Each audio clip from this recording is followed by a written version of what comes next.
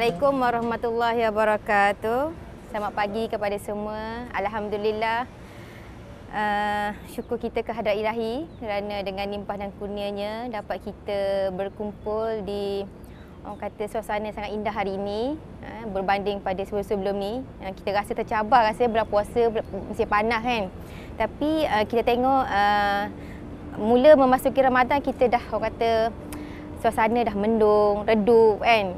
Jadi kita pun rasa teruja lah. Diharapkan dengan cuaca yang baik, kita boleh mengubah mood kita untuk menjadi yang terbaik lah untuk kita melalui Ramadan pada kali ini. Pada kali ini saya memilih tajuk yang agak simple, yang kita boleh bincangkan, yang saya rasa boleh dekat dengan hati kita, iaitu Aku Ingin Berubah. Kenapa saya memilih tajuk ni? Bagi saya tajuk yang simple yang kita boleh faham. Kenapa aku ingin berubah, iaitu ditujukan kepada diri saya sendiri. Ditujukan pada diri saya sendiri ataupun anda semua. Kita mengambil ibrah ataupun memulakan langkah bermula dengan bulan Ramadan ini, pada kali ini tahun 2016 ini, untuk kita berubah. Mungkin hari ini, mungkin kita telah melakukan perubahan tersebut, tapi dengan kita berkongsi pada hari ini, mungkin kita akan dapat poin ataupun dapat satu target untuk kita menjadi yang lebih baik. Okey.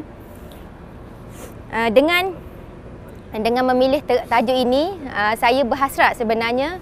Dengan tajuk ini saya dapat menegur diri saya, remind diri saya ataupun firm dengan misi saya ataupun azam saya pada kali ini untuk berubah yang lebih baik daripada untuk menjadi mukmin yang lebih baik, untuk menjadi kawan yang baik, lebih baik, untuk menjadi isteri yang lebih baik, untuk menjadi ibu yang lebih baik, yang terbaik. Kalau kita tengok ibu kan, ibu kita rasa kita dah cukup terbaik lah bagi anak-anak kita kan. Tapi bila kita tengok balik, mungkin kita ni terlalu banyak marah ataupun mudi dengan anak-anak, ataupun kurang meluangkan masa dengan anak-anak untuk menjadi pasangan yang lebih baik, untuk menjadi pekerja yang terbaik insya-Allah. Okey, saya rasa benda-benda ni pun berlaku pada diri kita semua. Kita pun nak jadi yang terbaik kan. Mungkin kita dah rasa diri kita dah cukup baik sekarang ni, tapi sebenarnya ada yang lebih baik. Kita rasa kita dah solat di awal waktu kan. Kita rupanya baru mula, orang dah lama dah mula. Contoh. Ataupun kita rasa kita nak habiskan bulan puasa ni 30 juzuk kan. Orang dah 3-4 separuh Ramadan ni orang dah 2 kali khatam dah. Kita baru nak memulakan, kita baru setengah juzuk contoh. Sebab kita rasa kita dah terbaik. Tapi rupanya orang dah mulakan lebih awal. Tapi kita belum terlambat lah.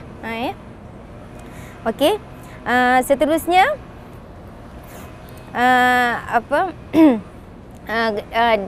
dengan kata sesi kita bercakap pada hari kita lestari pada hari ini, moga dengan cara ini kita dapat mendoakan diri kita, diri sahabat-sahabat kita, diri kawan-kawan kita, ibu bapa kita, pasangan kita, anak-anak kita, ataupun siapa saja muslimin muslimat di mana juga mereka berada, kita dapat yang lebih baik, dan moga dengan sempena Ramadan yang orang kata bulan yang penuh berkat ini, usaha kita akan dipermudahkan. Kita akan dipertemukan dengan orang yang baik-baik, yang akan menyokong usaha kita. Kan? Kadang-kadang tu kita rasa nak buat baik, kita nak mengaji. Kita nak mengaji. Kalau mungkin bila bukan bulan Ramadan, kita agak sibuk. Pelajar selalu jumpa. Kalau kami di Pusat Islam, kita banyak berurusan dengan pelajar sering berjumpa kan. Kita tak ada masa untuk mengaji contoh. Tapi dengan bulan Ramadan ni, bulan yang penuh berkat ni, rupanya dengan pelajar datang jumpa kita ada masa untuk mengaji. Contoh, ada pelajar datang, asalnya kalau kami di Pusat Islam yang biasa, keadaan yang biasa, pelajar ingin mohon bantuan kebajikan. Okey, mula-mula kita sharing macam biasa pasal kebajikan apa semua. Lepas tu dia mula meluahkan cerita-cerita dia. Kenapa dia ada masalah kewangan? Kenapa ada masalah kewangan? Kita mendengar masalah dia. Kita cuba mendekati dia. Kita tanya, okey, masalah kewangan the part one. Okey. So macam mana dia dari segi aspek kerohanian? Kita tanya dia solat macam mana, mengaji macam mana. Tiba-tiba dia cakap, saya tak pandai mengaji Ustazah. Kan? sedih kita dengar kan, sekolah dah masuk universiti tak boleh mengaji. Okey. Lepas tu rupanya Allah buka hati dia berjumpa dengan kita boleh mengaji dengan dia. Allah buka dengan kesibukan kita tu, kita ada peluang untuk mengaji. Kita boleh ajar walaupun bermula dengan Iqra kan, tapi dalam masa yang sama rupanya dengan kita mengajar, kita boleh memperbaiki pengajian kita. Okey. Hari ni dah berapa Ramadan kita? 15. Hampir orang kata dah semi final kan. Okey, kita dah boleh tengok kita boleh buat checklist ataupun senarai semak. Kita dalam selalu kerja, kita selalu buat senarai semak kan, untuk kita pastikan kerja kita yang terbaik. Kita akan buat senarai semak, kita akan buat checklist apa yang dah buat, apa yang tak buat, apa yang kita boleh buat lebih baik. Okey. Dalam beribadat, dalam amalan kita pun kita boleh buat macam tu. Kita tengok balik. Dah orang kata hampir nak habis Ramadan ni, bagaimana dengan solat kita? Cukup, saya rasa insya-Allah semua cukup 5 waktu. Tapi masa awal waktu ataupun dah nak habis masa dah, ataupun kita faham bacaan-bacaan dalam solat, masa ni kita mula memperbaiki ataupun berjemaah. Ada sahabat-sahabat saya selalu macam cakaplah, seronok ustazah duduk di masjid boleh berjemaah sepanjang masa. Taklah sepanjang masa Zuhur dengan Asar tu insya-Allah lah kan kita boleh berjemaah. Tapi kita rasa malu kan tu kan. Kalau Allah tak bukakan hati kita, tak bagi kita kesedaran, kita mungkin tak ke masjid. Mungkin kita tak berjemaah. Mungkin kita kata tak apalah, nak siapkan kerja ni dulu kan. Sikit lagi. Padahal kalau kita tengok ada ulama kata kalau nak bila mendengar sahaja azan, walaupun kita tengah meletakkan batu yang terakhir untuk kita buat binaan tu, batu nak siap dah ni kan, batu terakhir dah letak dah, simen nak letak dah. Bila dengar azan kita kena lepaskan. Kita baru nak mula ni buat nak buat table kan, bos minta kita buat report, baru nak buat table. Tapi dengan azan boleh je, sempat ni 5 minit je siap ni. Boleh kita tangguhkan sebab kita nak siapkan kerja kita kan. Jauh bezanya kita dengan para sahabat. Okey. Seterusnya dari segi perasaan kita ataupun hati kita, makin dekat ataupun makin jauh dengan Allah kan. Bila kita makin dekat, kita boleh tengok, kita akan rasa lebih takut. Kita akan rasa, ya Allah, bagaimanalah amalan aku? Allah terima tak? Kan? Bagaimana aku nak design kematian aku? Kita tengok kalau secara viral kita nampak dekat Facebook, dekat orang duk post, ada yang mati sambil sujud kan, ada yang mati orang kata Allah jemput dia masa membacakan doa kan. Maknanya kita secara orang awam pun bila kita tengok cara kematian macam tu, ya Allah hebatnya orang ni kan, apa amalan dia kan. Tapi masa kita nanti macam mana kan? Masa kita, adakah kita tengah lalai, kita tak solat lagi masa tu, tengah maksiat. Maksiat ni bukannya orang kata maksiat tu yalah berzina saja kan maksiat. Maksiat ni orang kata kita mencuri masa dalam membuat kerja pun dikira maksiat kan, ataupun melihat benda-benda yang larat pun dikira maksiat. Benda yang ringan tapi kita selalu buat kan, kita selalu buat. Bukan anda semualah, saya pun kadang-kadang tu kita leka kan. Dan kita anggapkanlah semua yang kita buat ataupun persiapan yang kita buat pada kali ini seolahnya adalah persiapan kita yang terakhir. Kita tak tahu Allah bagi peluang ataupun tak lagi untuk kita bertemu Ramadan akan datang. Kita kerja, kita buat amal ibadat kita seolahnya hari ini hari terakhir kita kan. Kita tak tahu, mungkin kita turun nanti meninggal kan, tak tahu masa tu. Allah Akbar. Macam mana perasaan kita apabila kita menyebut dah hampir separuh Ramadan? Kita makin seronok ataupun kita rasa sedih? Ataupun kita rasa tak sabar dah nak raya kan. Anak-anak baju macam mana? Baju kita tailor dah sempat buat ketak kan, ataupun nak ambil baju raya supaya sempat kita alter ke apa. Kita tak fikir cukup ke tak, ataupun berbaloi tak amalan yang kita buat setakat 15 Ramadan ni. Untuk kita orang kata cover dosa kita yang sangat banyak kan. Saya tak tahulah. Orang kata bagaimana anda semua ataupun sahabat-sahabat semua melihat apa yang kita dah buat ataupun dosa-dosa kita pernah amalkan. Tapi saya sendiri, ya Allah, rasa banyaknya kan. Okey, saya nak sentuh kita sebagai orang yang berkejaya, orang yang bekerja. Kita sering menggunakan alasan kita apabila kita bekerja, kita tak sempat ataupun tak ada masa. Tak ada masa tu tak sempat. Rasa kalau nak mengaji satu muka surat sehari tu tak sempat rasanya. Boleh 2-3 ayat ataupun baca ayat kursi ke sebelum memulai kerja rasa dah banyak dah. Ataupun kita baca mak surat ke rasa dah banyak kan. Sebab kita bekerja tak sempat ni. Yang deadline yang bos kita bagi pun tak buat lagi yang semalam. Hari ni nak habiskan. Masa tak cukup masa. Tapi macam mana kita nak mengambil masa kita sebagai orang yang bekerja ni untuk menjadikan kerja kita sebagai ibadah. Kan? Saya pernah mengikuti satu program Mukmin Professional yang dianjurkan oleh Ustaz Fahrul Muhammad Joy. Yang saya sangat terkesan dengan apa yang dia kata, macam mana kita nak jadikan kerja kita sebagai ibadah. Yang pertama, Ustaz cakap kita niatkan ataupun sebelum kita memulakan kerja, kalau kita sempat baca, tak sempat mengaji buka Quran pun, bacalah apa saja ayat yang kita ingat. Baca Al-Fatihah ke apa. Kita niatkan apa yang kita kerjakan hari ini kerana Allah Ta'ala, lillahi ta'ala. Walaupun menulis surat ataupun sekadar hari ni nak tengok 10 surat nak sign, lillahi ta'ala, kerana Allah Ta'ala kan. Kenapa kita kena ikhlas? Bagaimana kita kata nak ukur ikhlas tu macam mana Ustazah? Kan? Ada cakap ke bila kita ikhlas ni Allah akan bagi cash apa yang kita minta? Ataupun adakah bila kita ikhlas ni kerja kita dipermudahkan, kita dipertemukan orang baik-baik saja? Ataupun kita ikhlas ni kita mudah naik pangkat? Kita tahu macam mana kita nak nilai ikhlas tu kan? Yang pertama, ikhlas tu kita nampak apa yang kita doakan, apa yang kita minta, Allah bagi. Kita minta banyak mana pun Allah bagi. Kita tengok hidup kita sekarang ni, kita minta kesihatan, Allah bagi kita sihat, boleh kerja hari ni kan.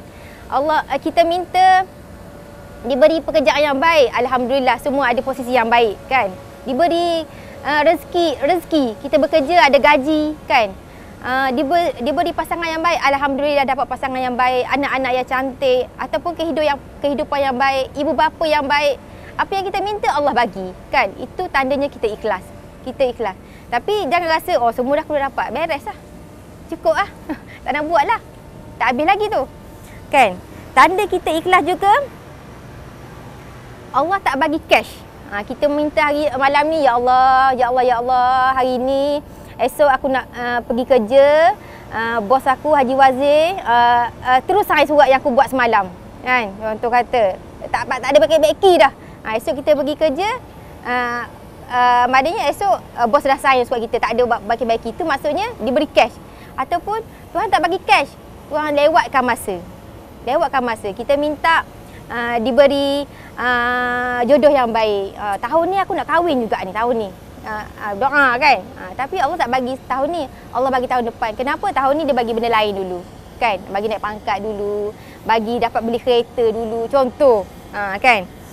Ataupun yang ketiga, Allah tak beri yang kita minta, Allah tak lewatkan masanya apa yang kita minta, atau Allah kabulkan apa yang kita tak minta yang lain. Dalam doa kita tak sebut pun, tapi rupanya ada doa sahabat kita, ada doa pelajar kita, ada doa ibu bapa kita yang minta, doakan untuk kita, Allah kabulkan. Kerana Allah tahu apa yang terbaik untuk kita kan. Seterusnya, Allah tak bagi yang kita minta, Allah tak lewatkan masa, Allah tak kabulkan dengan yang lain, tak ganti dengan yang lain, tapi Allah lepaskan kita daripada musibah kan. Kita minta, ya Allah, tahun ni aku nak dapat beli kereta. Kereta dah ada, kereta Myvi, tahun ni nak beli Honda, contoh kata. Tahun nak beli. Kita nak minta tahun ni. Tapi Allah tak bagi kita beli kereta Honda, tak kabulkan. Tapi Allah bagi kereta kita sihat. tahun tu tak ada penyakit pun, tak payah pergi bengkel ke apa, Allah lepaskan kita daripada musibah, kan? Kita tak perlu keluar belanja untuk bengkel kereta kita, contoh, kan?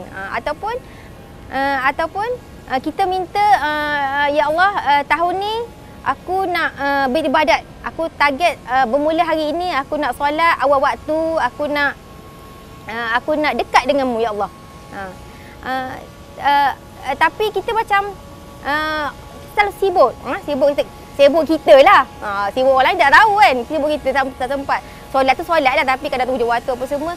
Tapi Allah lepaskan daripada ujian. Kita tak ada jumpa apa orang yang menyakitkan hati kita. Kita tak ada ditimpa ujian penyakit. Ataupun Allah bagi ujian penyakit, tapi dengan cara tersebut kita lebih dekat dengan Allah. Biasanya bila kita sihat, bila kita dalam keadaan selesa, kita akan lupa sekejap kat dia, kan? Tapi bila kita sakit, barulah mulut kita Allah kan? Yang seterusnya, Allah tak bagi apa yang kita minta. Allah tak lewatkan masa, Allah tak ganti yang lebih baik, Allah tak lepaskan bencana daripada kita, tapi Allah tulis sebagai amal soleh. Itu yang kita nak lah, kan? Dengan ikhlas tadi. Yang tadi saya sebut tadi, untuk menjadikan masa ibadat kita, masa kita kerja ataupun masa kita melakukan tugasan sebagai ibadat. Yang pertama tadi kan kita cerita pasal niat, okey. Yang kedua, apa yang kita buat itu sah mengikut syariat. Kan, kita tak kerja mencuri, kita tak merompak, kan? Kita tak buat kerja yang orang kata tak betul lah. Apa yang kerja kita buat tu kita yang betul. Apa yang tugas yang bos bagi ataupun yang tercatat dalam kita punya senarai tugas kita buat. Itu yang mengikut syariat. Pelaksanaan tugas yang baik. Yang ketiga, pelaksanaan tugas yang baik. Contoh kata dalam kita berurusan, kita memudahkan urusan orang, kita membantu, walaupun kadang-kadang tu tugasan tu bukan kita yang buat, kita yang patutnya buat lah. Contohnya kita bekerja, sepatutnya tugasan tu disiapkan oleh orang lain, kawan sahabat kita, tapi sahabat kita bercuti dan bos kita nak segera, tapi kita mudahkan, kita cuba buat. Kita tak kata bos dia cuti dah, tunggu dia masuk lah.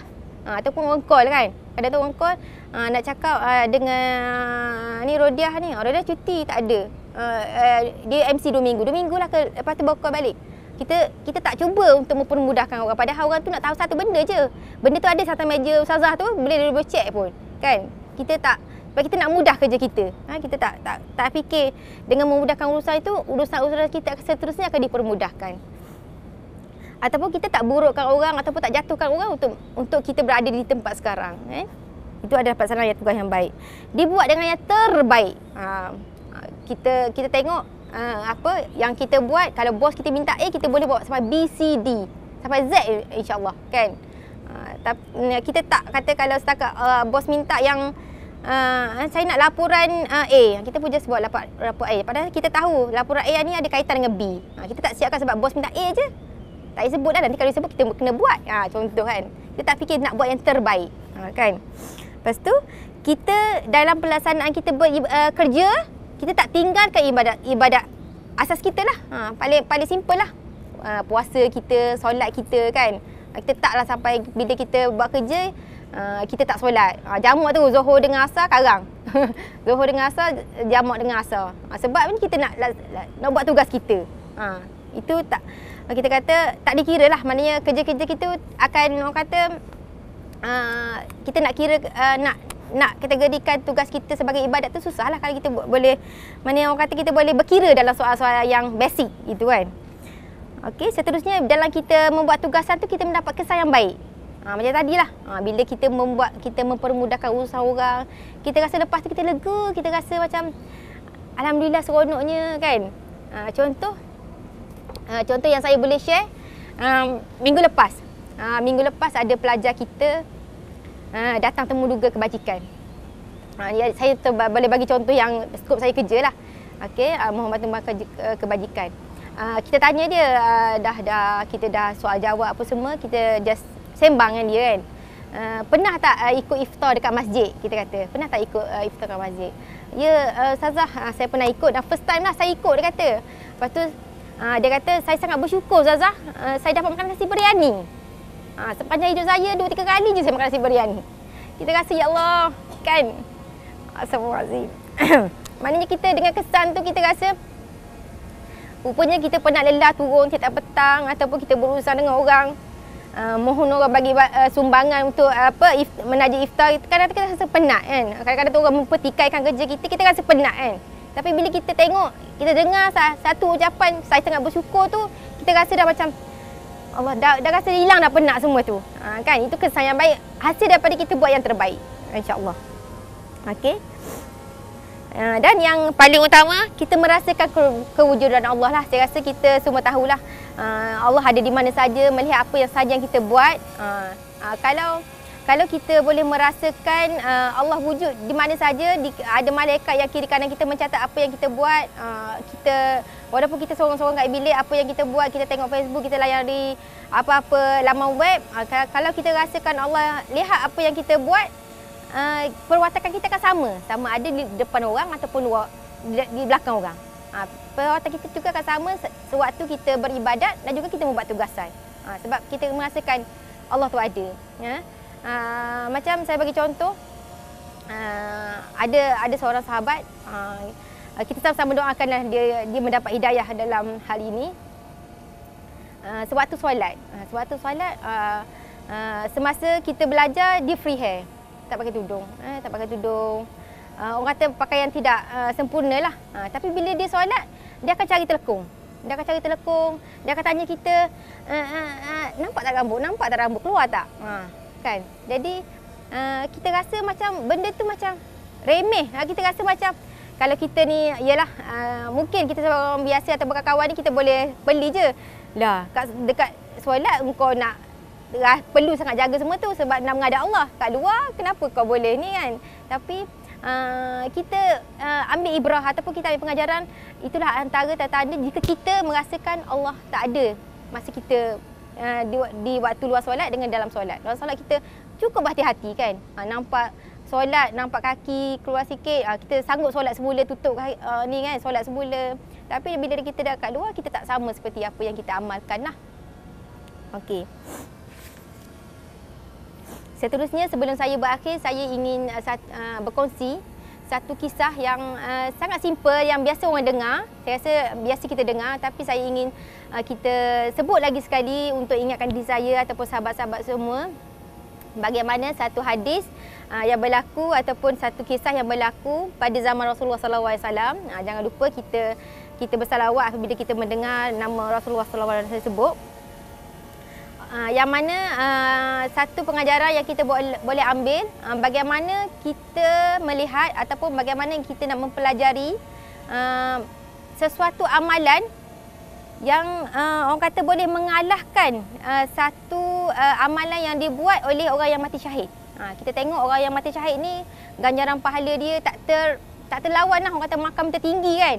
Ganjaran orang kata bagi orang yang mati syahid ni, tak kira dah berperang ke, mencari ilmu di jalan Allah ke, apa-apa yang kita kategorikan sebagai syahid dah. Okey, pada zaman Rasulullah, suatu hadis yang dikisahkan, terdapat ada dua sahabat bertemu dengan Rasulullah, ingin bertanya pasal Islam. Ya. Setelah berdiskusi, bersembang, bertanya pasal Islam, mereka terbuka hati untuk memeluk Islam.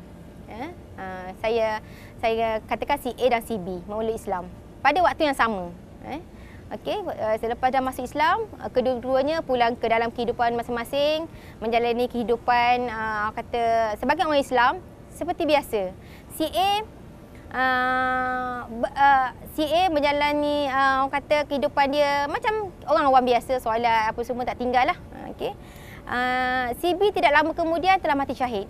Yang kita tak perlu tahulah, mungkin kita tak perlu pertikaikan apa mati syahid macam mana caranya, tapi dikategorikan sebagai mati syahid. Kemudian 1 tahun kemudian, tadi saya cakap si B syahid. Setahun kemudian si A pula meninggal. Setahun kemudian si A meninggal. Okey, si A tadi yang kita tahu sebagai orang awam biasa, si B tadi meninggal sebagai syahid.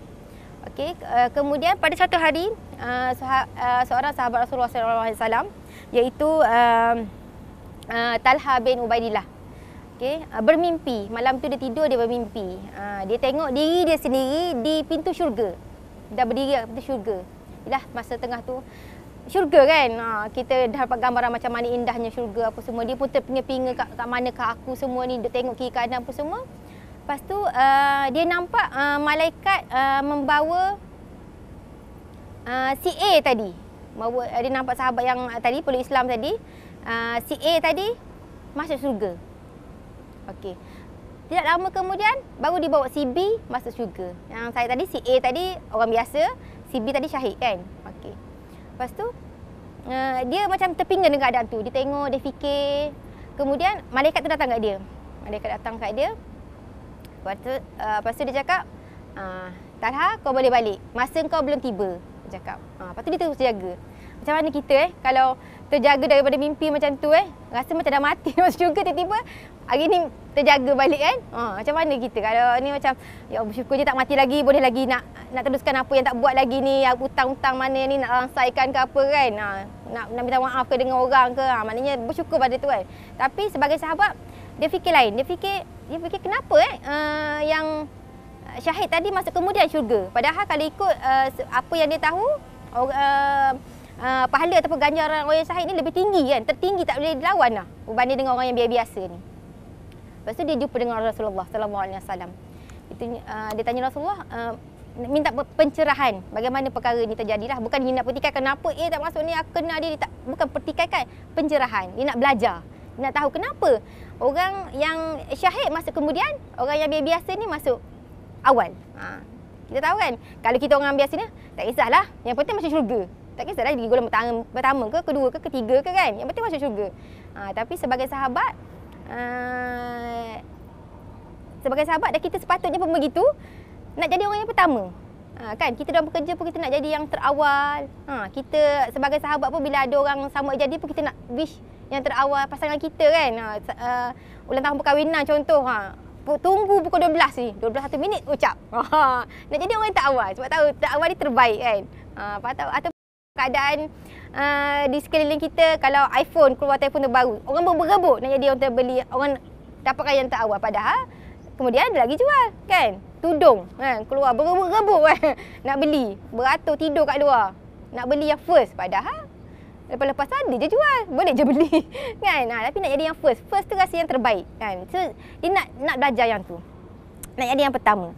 Okey, sebelum tu saya nak cerita sikit apa ganjaran untuk orang yang syahid. Supaya kita boleh tengok, oh maknanya orang syahid ni memang terbaik, patutnya masuk syurga dulu. Okey, yang pertama, Allah janjikan orang yang syahid ni setitis ataupun setiap titis darah yang mengalir kat tubuh dia tu menghapuskan semua dosa-dosa dia. Maknanya bersih kan. Dan dia nampak tempat dia di syurga. Sebab tu kalau kita boleh tengok ataupun orang biasa share bila orang syahid ni, biasalah kan dekat perang apa semua, muka senyum, pasal nampak tempat dia kat syurga, walaupun dalam keadaan yang tak sempurna kan. Atau yang kedua, Allah janjikan tidak akan disiksa di alam kubur. Yang ketiga, dia orang yang syahid ni tidak akan takut ataupun risau suasana dekat semasa hari kiamat. Sebab kita tahu kan masa hari kiamat nanti dibangkitkan semula, orang semua lari-lari, semua cari cari adik keluarga, ada yang cari tempat berlindung, cari nak dapat syafaat. Semua orang duk macam tak hirau kan. Semua duk risau, semua duk untuk diri sendiri kan. Tapi untuk orang mati syahid ni tak perlu risau, dia tenang je, relax je kan.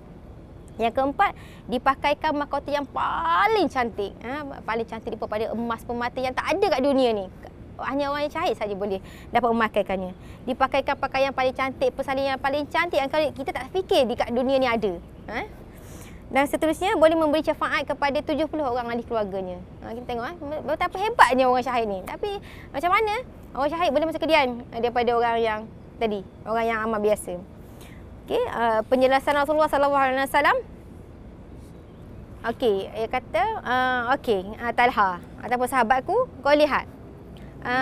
Si A meninggal setahun kemudian daripada B. Okey. Maknanya si A ni menempuh 1 Ramadan lebih daripada si B. Jadi kita tengok kat situ kan betapa besarnya.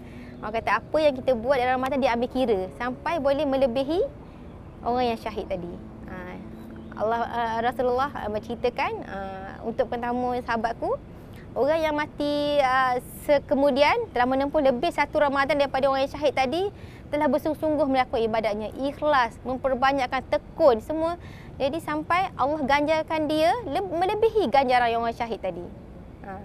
Jadi apa yang kita belajar kat sini, pengajaran yang kita boleh ambil, tempuhikanlah setiap detik dalam Ramadan itu dengan yang terbaik.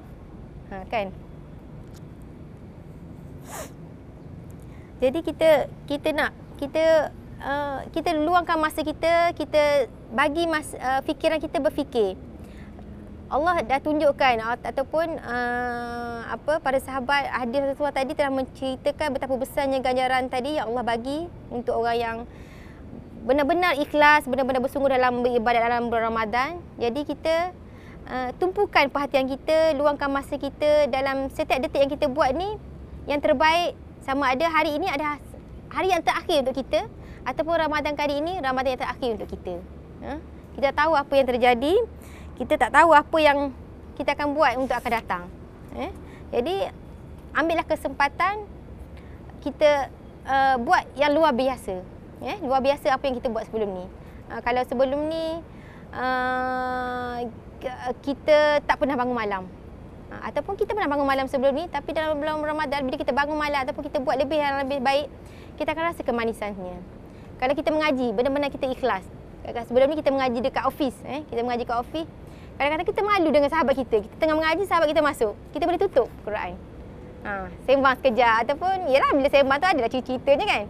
Tapi dalam bulan Ramadan ni kita cuba, kita mengaji, sahabat masuk pun kita teruskan mengaji. Takkan sahabat kita nak tunggu, habis-habis dia insah mengaji juga kan. Balik mengaji kat bilik dia. Jadi, tapi kita akan rasa kemanisannya. Macam mana? Kita akan rindu nak baca. Kita akan macam, ada masa sikit pun nak buka juga, walaupun dapat satu ayat. Contoh, kalau kita sebagai ibu bapa ni kata pergi ambil anak. Sanggup rasa nak pergi awal sikit, sanggup nak tunggu anak sebab kita boleh sempat ambil masa untuk mengaji. Kalau sebelum ni semua anak keluar 1:30, dia kadang-kadang 1:40, 1:45 dah baru keluar. So 1:45 kita pergi ambil. Sekarang ni pukul 1 dah kita dah pergi tunggu dah. Sebab sambil tunggu tu kita boleh mengaji. Kita akan serasi rindu saat-saat tu. Kalau kita benar-benar ikhlas lah. Okey. Jadi kita jangan bertangguh lagi. Selepas ni kita mulakan. Kalau tak boleh mengaji, kalau tak sempat nak mengaji, buat something yang mempermudahkan urusan lain. Sekecil-kecil apa yang kita buat, kita tak tahu amalan tu dikira. Dikira Allah. Kita rasa benda simple je. Lalu tadi ada sampah, kutip letak je atas sampah. Common ni rasa tak, kadang tu tak terfikir pun dah jauh nak ambil sampah tu nak buang, tak kan. Tapi lalu tu dah kata hati baik. Lalu je terus letak, ambil letak. Dah biasa buat macam tu kan. Tapi kita tak tahu kerana keikhlasan kita membuat benda tu, amalan tu dikira oleh Allah kan. Jadi kita jangan bertangguh. Para ulama mutaakhirin mengatakan ada beberapa perkara yang kita jangan bertangguh sebab kita tak tahu bila masa kita akan sampai. Yang pertama, kita membersihkan wang haram ataupun wang syubhah yang ada. Kita rasa kita ada claim yang tak, ialah saja tak sepatutnya, ataupun kita ada mempergunakan duit yang syubhah. Kita cepat-cepat kita sucikan. Ada caranya. Yang kedua, kita membayar zakat. Kita kadang bekerja dah lama, kadang-kadang tu kita baru tergerak hati untuk bayar zakat. Tapi macam mana zakat-zakat yang sebelum ni? Jadi kita jangan tangguh, kita jangan tak cukup haul lagi ni, tak apa lah, kita tahun ni lah. Tak apa, Ramadan ada banyak hari lagi, tak payah zakat lagi lah. Tunggu nak habis, tapi tak tahu esok lusa ada masa tu kan. Jangan bertangguh. Yang kedua, kita ada hutang. Kalau kita ada hutang, tengok balik, kalau dah sampai masanya untuk bayar segera, jangan bertangguh. Yang keempat, sedekah. Sedekah yang kita lama niatkan. Contoh kata mak kita pernah bagi duit, mak niat nak suruh bagi masjid contoh. Cepat-cepat tunaikan. Macam kita tengok ada pernah satu masa Rasulullah satu hari tu dia solat asar. Lepas tu dia terus keluar. Biasa Rasulullah akan duduk bersama sahabat, bersembang, ada soal jawab apa semua. Pada kali tu dia terus lepas solat dia terus balik. Macam sahabat pelik lah, kenapa Rasulullah terus macam tu kan. Lepas tu dia kata, sebab aku teringat ada satu sedekah kat rumah aku nak segera selesaikan ataupun menyampaikan pada yang hak. Maknanya kita jangan bertangguh. Okey. Yang kelima, amal ibadat kita lah. Macam saya cakap tadi lah. Jadi kita jangan bertangguh. Kalau boleh kita laksanakan secepat mungkin, cuba luangkan masa untuk kita settlekan. Untuk kesimpulannya, apa yang kita bincang tadi, apa yang kita dengar tadi, kita jadikan satu motivasi untuk kita jadikan yang terbaik. Kita mulakan hari ini ataupun dah teruskan perubahan yang kita dah buat yang lebih baik. Kita mulakan untuk jadi yang terbaik, tidak kira apa status kita. Sebagai macam saya sebut tadi, sebagai sahabat, sebagai isteri, sebagai pekerja, sebagai pasangan, sebagai anak, sebagai ibu, sebagai isteri, sebagai suami, jadikan terbaik. Okey, saya menutup perbincangan kita ataupun perkongsian kita pada hari ini dengan ucapan maaf sekiranya ada yang terkasar bahasa ataupun terkena ke mana-mana, tapi saya rasa apa yang saya cakap tu terkena pada diri saya sendiri. Saya tegur diri saya sendiri. Semoga ia menjadikan satu motivasi ataupun pengajaran untuk kita. Mungkin kita dah pernah dengar dah benda yang saya sebut, benda yang common lah kan, tapi mungkin dengan kita menyebut pada kali ini untuk bagi satu kekuatan untuk diri kita untuk jadi yang terbaik. Sebelum saya menutup sesi lesari kita, saya ingin buat satu promosi lah mengenai, biasalah benda-benda ni kita akan cakap lah mengenai kempen Fastabiqul Khairat yang Pusat Islam sedang anjurkan sekarang. Alhamdulillah kita dah pun tutup untuk sumbangan iftar kerana orang kata dah mencapai sasaran lah. Alhamdulillah pada kali ini kita boleh buat, orang kata kalau kita semalam pun kita ada buat kira-kira, kita dengan hasil kita membuat iftar tu seolah-olahnya hasil daripada bilangan asnaf yang datang ataupun pelajar yang datang, seolahnya kita sudah membelanjakan kepada setiap pelajar di UMT. Maksudnya sehingga semalam ataupun hari ini hampir 10,000 pelajar yang kita dah taja iftar. Alhamdulillah. Sebab bukan itu kejayaan Pusat Islam saja. Pusat kejayaan para penyumbang. Kalau penyumbang tak ada, kami tak boleh nak bergerak pun. Sebab 100% tanpa sedikit pun duit pengurusan kita gunakan untuk iftar. 100% daripada penyumbang. Hampir 10,000 pelajar. Dan terima kasih saya rasa hasil daripada perkongsian daripada Media Kreatif sebenarnya. Sebab selepas Media Kreatif mengeluarkan video mengenai iftar, kita dapat panggilan bertalu-talu orang nak taja iftar.